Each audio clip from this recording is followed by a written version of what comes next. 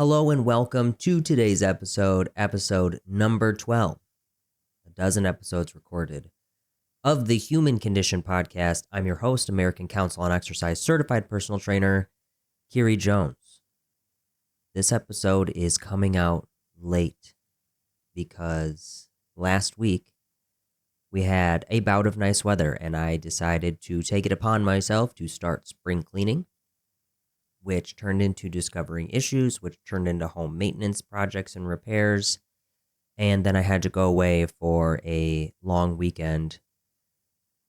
So I ended up running out of time to record it. But that doesn't mean we don't record it. It just means we put it out late.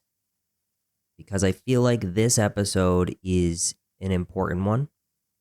Not that I don't hold the same regard to the information I put out for other ones, but this one in particular is something that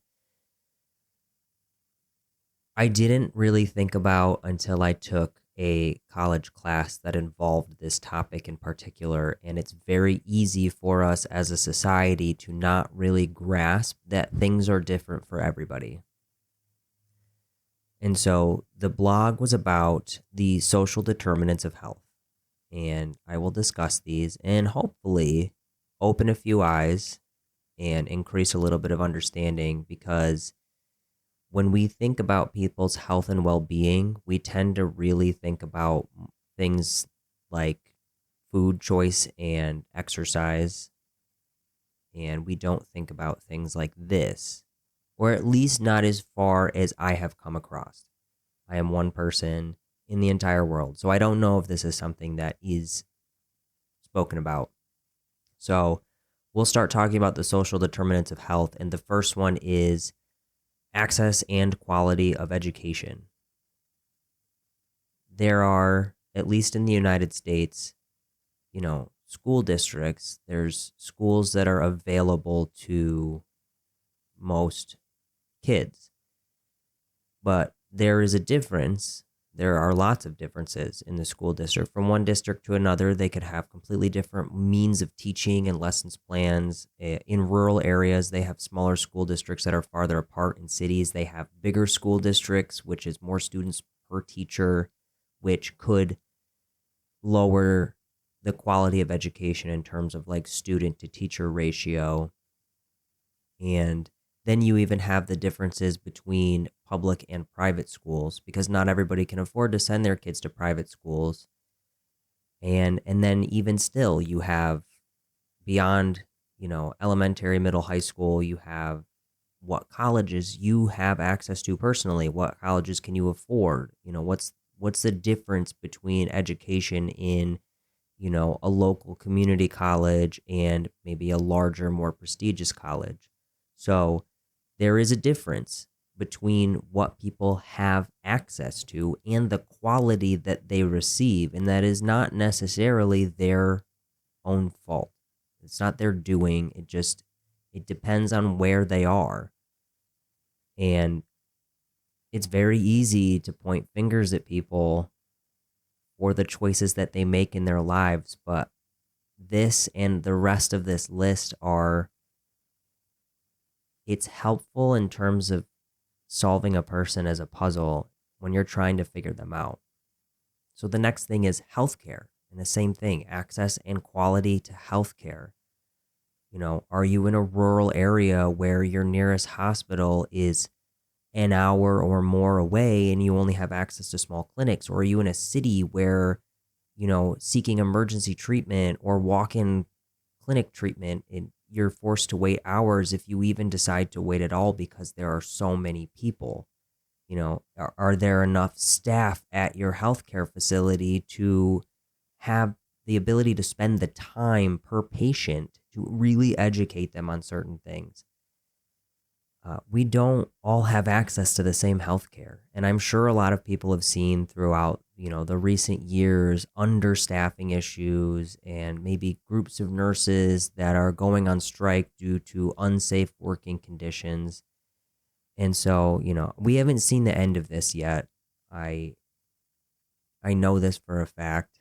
It's just going to continue to be an issue without some cataclysmic major overhaul of the healthcare system. And it's unfortunate. So, maybe you're a person who is trying to figure out how to lose or gain weight, or you're trying to address some symptoms to an issue where if you're in a more affluent area, your doctor may have the time to sit you down and describe things like metabolic dysfunction and provide you the education that you need to start making changes on your own. Or maybe you're a person who, due to these issues, is experiencing some acute symptoms and you try to go to the walk-in for it, but they just don't have the time to explain it to you. So you tend to get the more quick explanation, limited education, slap a Band-Aid on it, take a pill for it, whatever.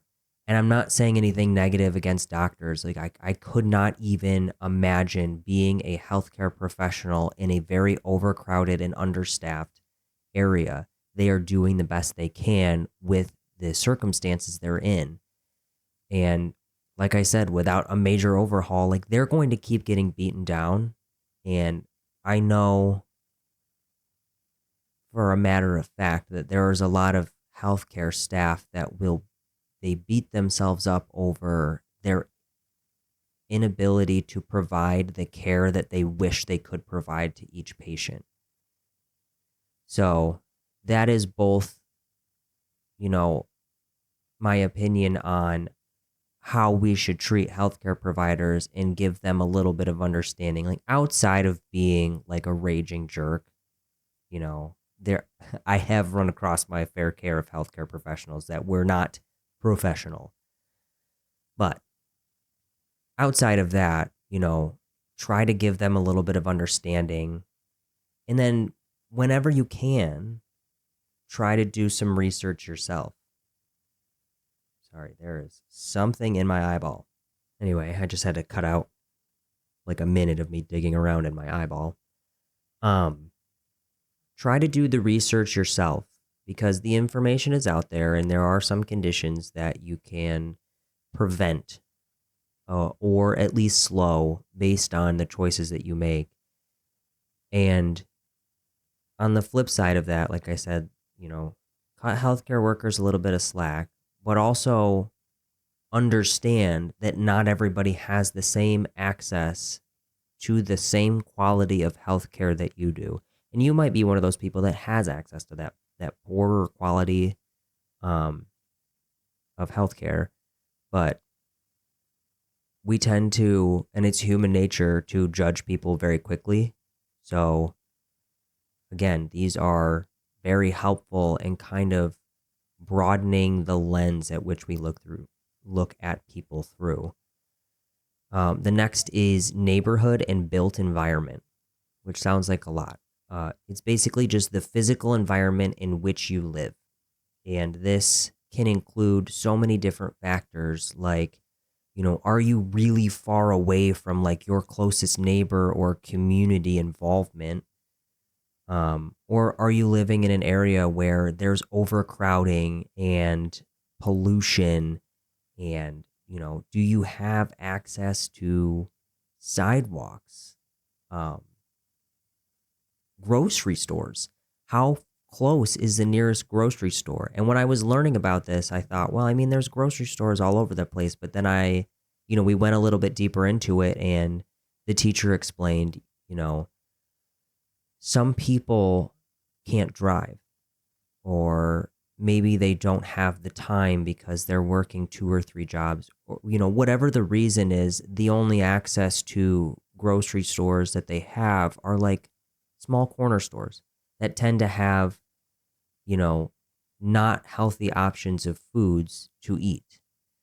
And that really opened my eyes a lot in terms of how I think of clients, because it is part of their lifestyle and it is of no fault of their own, especially if they haven't been properly educated on, what is in these foods that they're eating. And it's a very hard thing to battle when you're fighting uphill. If you have to eat, you have to eat. But if you only have access to what's not good for you, then that is your choice. Not your choice to make. That is the only choice you have. So it's eye-opening to say the least. And that is saying the very least. The next social determinant of health is social and community context. So basically, how is your community made up? How do you fit into that community? And science shows that social relationships are so important for your well-being, for your mental health, even for your physical health.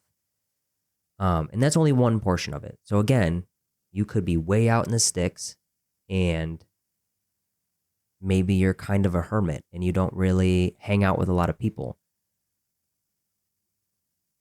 Or, on the flip side, maybe you're in a really overcrowded place and you feel uncomfortable talking to so many people. But you should try to build and maintain at least a few good relationships. This specific determinant is more broad, but I wanted to slip in the importance of having social relationships in a greater descriptor than I think that I put in the blog post. Another thing in terms of this community context is, and again, we like to believe that these things don't exist, but discrimination, racism, and marginalization in communities. I can tell you for a 100% fact that racism, discrimination, and marginalization still exist. And this is not me coming at this from a DEI program perspective. This is coming from, I spent over 7 years working in a correctional facility. And I still remember to this day the very first exposure I had to, an actual white supremacist group. And I grew up near where I worked in the facility, had no idea that these groups existed. I had my head buried in the sand. So it exists. And I'm sure people have seen on the news all the talk about, the white nationalists and all that stuff. And that's not even to say that white people are the only people that are racist, but in my scope of life, it is the most glaring example that I have. It's real easy to pretend like it doesn't exist, or it's real easy to gloss over the fact that it does exist. But when you're a person who is being marginalized or discriminated against, or acts of racism, or even if you're just witnessing these things towards other people, what that can do over time is actually become chronic stress. And chronic stress it's huge in terms of really negative impacts on your health and well-being. And so not everybody experiences these things. Some people have seen it in their lives, but don't actively experience it. And some people experience it to such an extreme level every single day of their lives. So again, it is important to widen your lens about how you look at people. And I'm not even talking about personal trainers doing this, taking in a bigger picture of their clients. I mean, everybody. In order for the world to start to heal itself, we have to start to understand other people. And finally, the last social determinant is economic stability, and that is your own personal financial health. And then in terms of the area in which you live, some areas are more impoverished than others. Some people are better at handling their own money than others. Some people have savings accounts. Some people live paycheck to paycheck. And again, I'm not saying that any of these things could not be benefited by making smart choices in your life. What I'm saying is in the moment, You can't change what has happened in the past. And so they are who they are, where they come from, and what they have access to, regardless. So I hope that this spiel has helped you understand people a little bit better.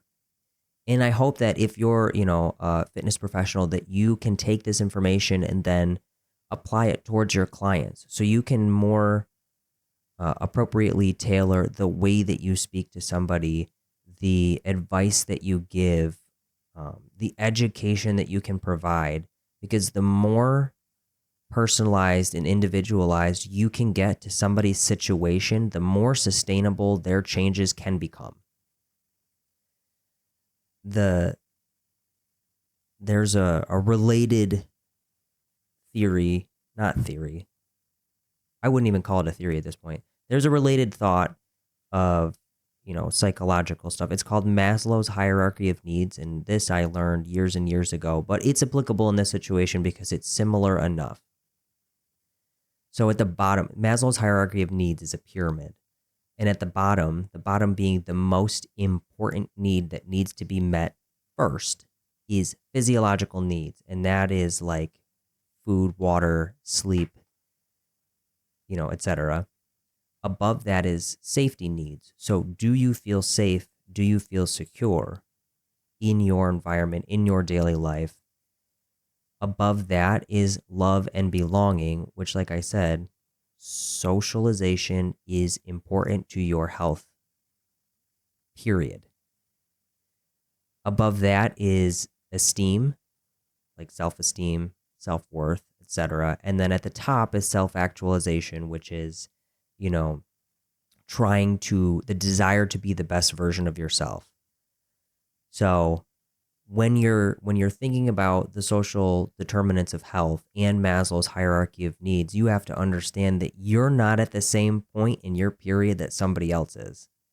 You could have somebody who doesn't know where their next meal is going to come from, or who isn't even meeting their physiological need of drinking water because maybe they just don't understand that they need it.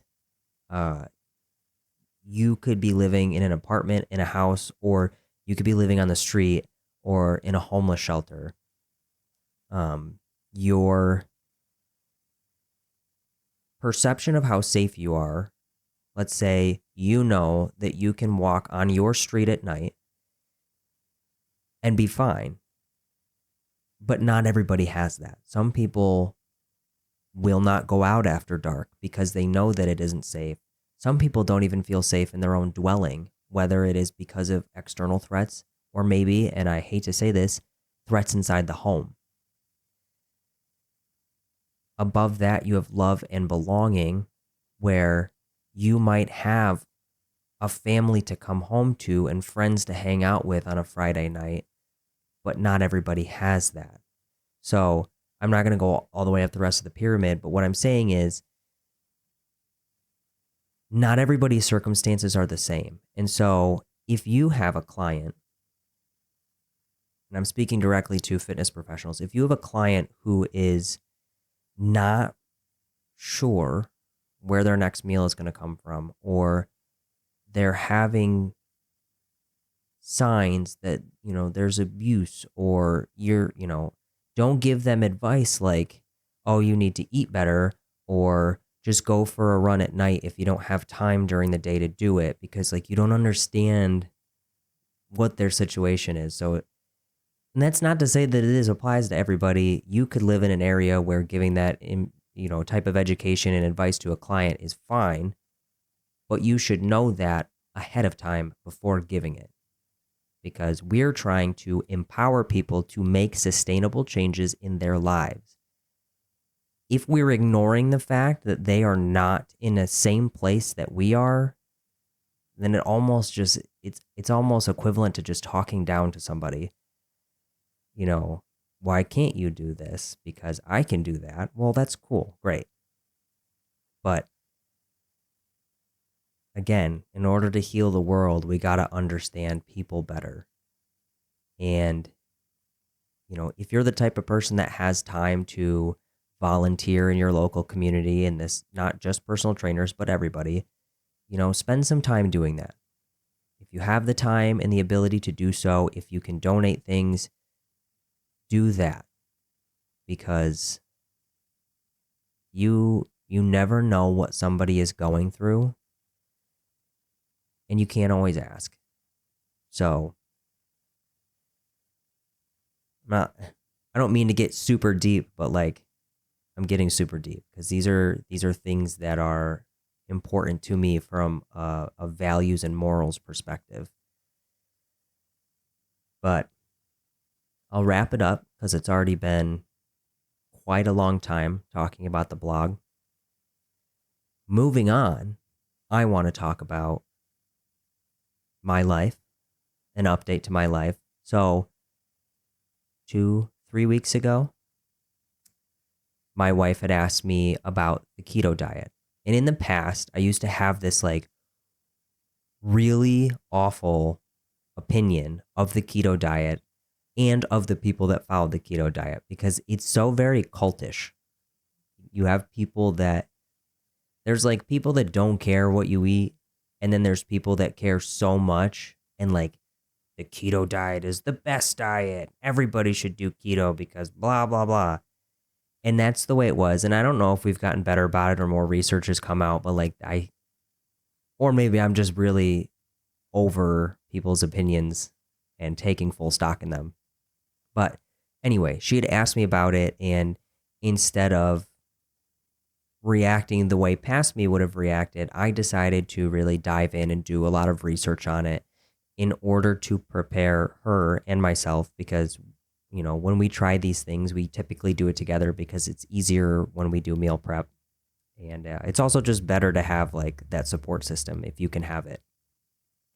So I did all this research, and we decided to start a moderate keto diet, and that's below 50 grams of net carbs a day. We've done really good. 50 grams is not so stark that we have gotten like keto flu, which is where you get like headaches and you just generally feel crappy. I don't intend on going to a strict keto diet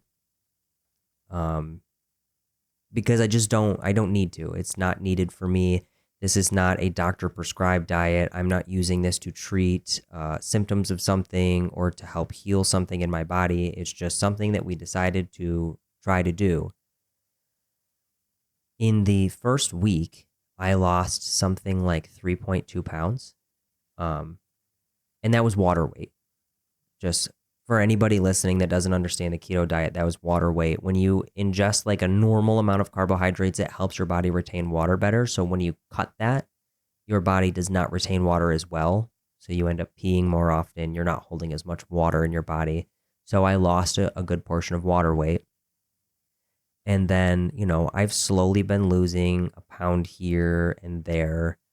The problem is it's not all fat.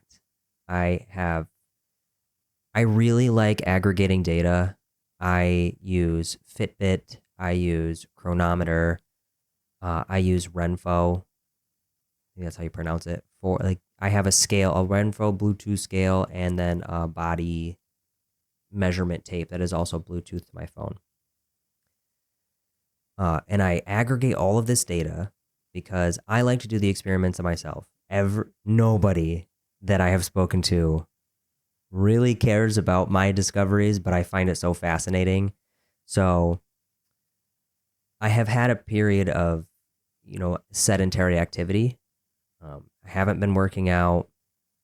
And so I decided, this is a really good way to experiment. So what I did was I started, the first week, I did no physical activity outside of like the normal house chores, whatever.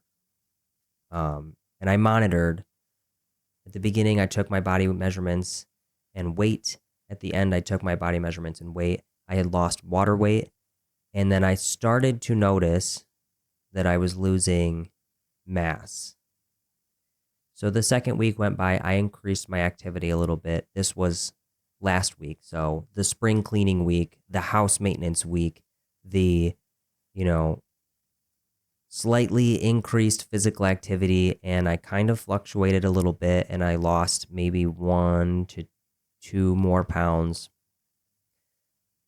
But when I monitored my body measurements again, they had also gone down again. And Renpho, the scale, will tell you things using bioelectrical impedance, how much adipose tissue you have, your muscle mass, etc. And I don't really fully trust these things because I don't think that there's a way for an at-home device to be accurate enough to tell me to an accurate degree how much muscle mass I have, how much adipose tissue or visceral fat that I have, but I use it as a baseline. And so my muscle mass is trending downward. And that's a problem. Not all weight loss is good weight loss. If I've learned anything in my entire life, it is that in terms of health and well-being. So now I have to figure out how to increase my activity while not continuing to lose muscle mass, but also not gain a ton of weight.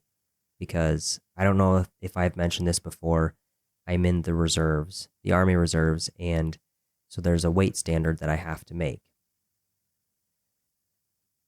So, I have to figure all of that stuff out. But I'm treating it as an experiment. So each week builds on the last week until I decide that I am finished with the keto diet. I'm not doing anything like measuring ketones. I don't have the urine test strips, the breathalyzer. I'm not doing blood testing. I'm just going based on how I feel and then the aggregate data from all of my abs.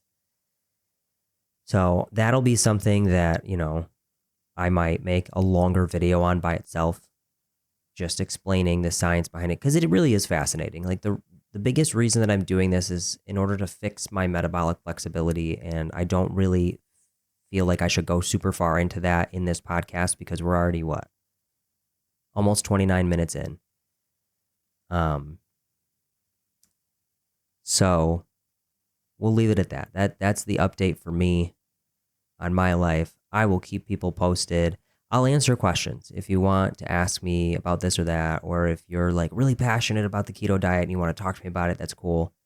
I should address one thing, and that is if you're messaging me on Instagram, for some reason, it is going to an inbox that is not giving me the notification that a message is sent. And I do check it periodically, but sometimes I forget. So if there's like a really long time before I respond, it's not because I'm ignoring you. It's because I just don't know that it's there. I don't know how to fix it. If you know how to fix it, let me know, but I don't know how to fix it. I really hope that you enjoyed this episode. I really hope that it has been eye-opening. I really hope that it has given you a different perspective on life and your neighbors and people in other cities and towns and how you look at people when you make your initial judgment of them. You can get a hold of me by commenting on the blogs. You can message me on Facebook and Instagram. I haven't deactivated my TikTok account, but I don't look at it. You can comment on things. You can send me an email at thehumanconditioned@gmail.com. Leave a comment on the podcast. Whatever it is, if you want to reach out to me, I am absolutely available. Maybe not immediately available, but I am available to answer questions or even just read your comments, because I love when people leave comments. I like reading them, even if they're like really unhelpful comments. Somebody commented on the most recent blog and it ended up being some like crazy spam link thing that I stupidly clicked on, but I digress. I'd love to hear from you. I'd like your likes, subscriptions, comments. But yeah, that's all I got. So until next time.